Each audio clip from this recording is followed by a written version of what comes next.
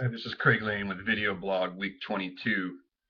I'm going to call this the Deathbed Game. For those of you who haven't seen a YouTube of me, this is Craig Lane with healthalchemy.com. Healthalkemy.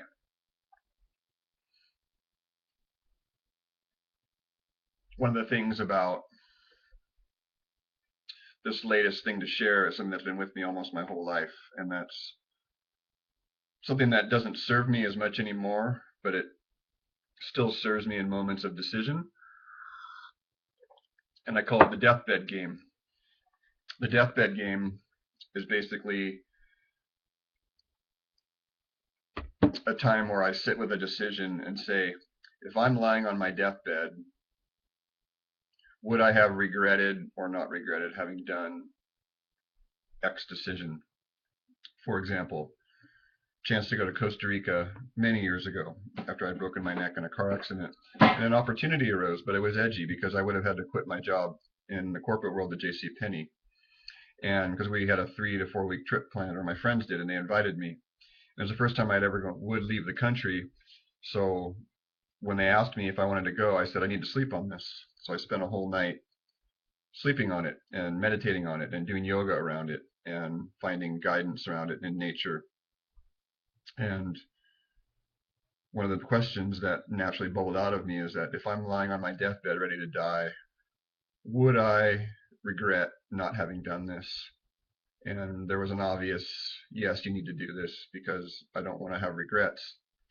And what this has done for me, the value in this sort of inquiry is I'm a person that once I commit to a decision, I'm going to see it through to its end, no matter what, even if towards the end it starts to feel off or wrong, because I have learned that sometimes when we're the closest to finding the truth is when we get the most edgy.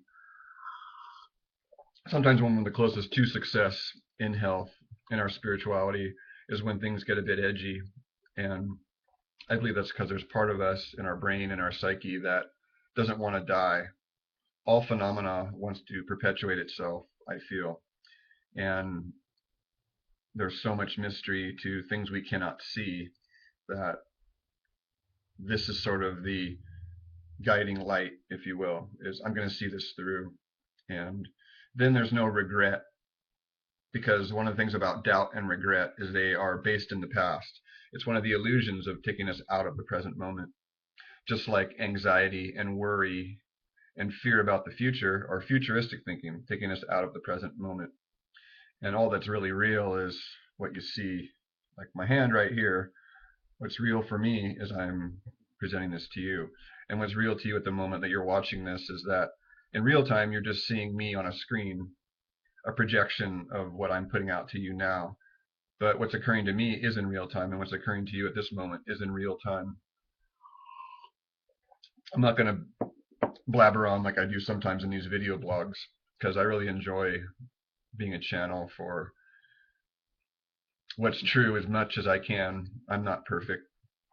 I hope I don't pretend to be. If I seem to be, please don't believe so. But celebrating our flaws, I try to celebrate my flaws, if you will, and even then not judge them as flaws. They're just things that are in my dance, if you will. And self-love helps us see this. So the deathbed game, very helpful. What's a practical way to do this is to get quiet. Ground your feet. Go out in nature is even better. I spoke to in a video blog previously about the fire element, sitting by the fire, and I'll be doing a few more around the elements.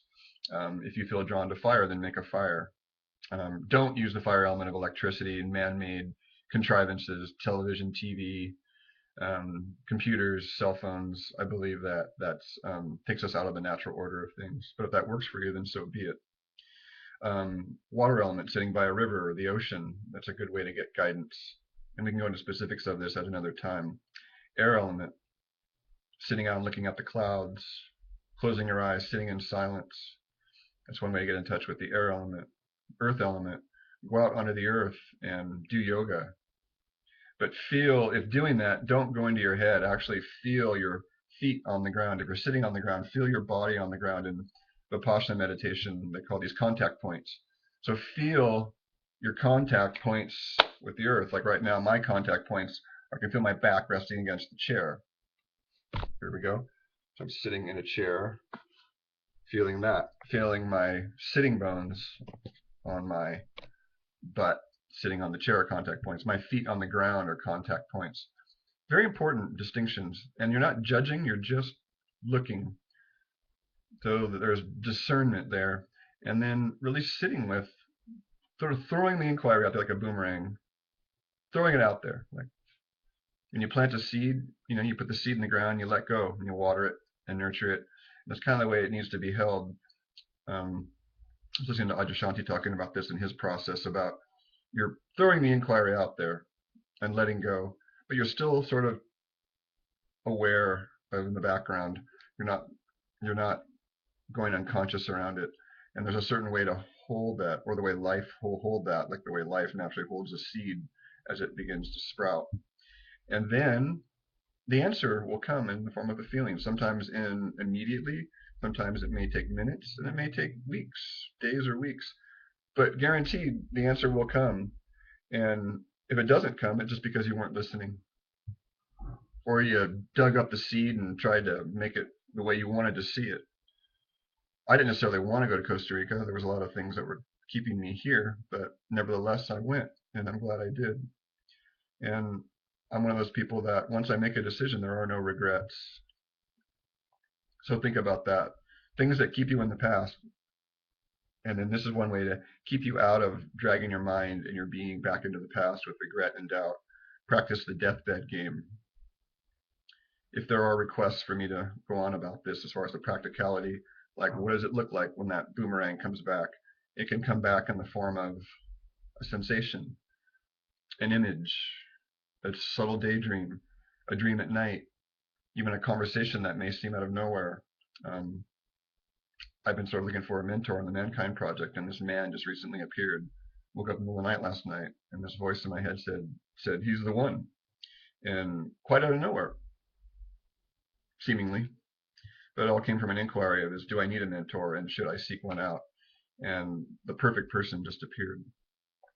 So we'll see on his end. But this is Craig Lane signing out with the Deathbed Game, week 22 video blog. Many blessings to you all, and may you rest in bringing the darkness conscious and celebrating your light. Namaste.